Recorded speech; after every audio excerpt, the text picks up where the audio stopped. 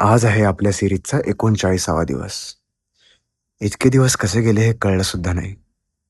इतके दिवस आपण विविध भावना, विविध रस, विविध रागांमधील काही गाणी, शास्त्रीय संगीतातील गैरसमज, माझा रियाज, माझं आयुष्य, ह्या सगळ्याचा कसा संबंध आहे रागाशी हे पाहिलं. राग समजून घेतला.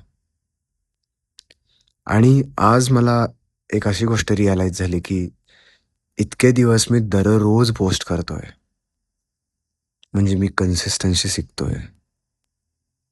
खरंच खूप शिकण्यासारखं होतं. अजून 10च दिवस राहिले. 11.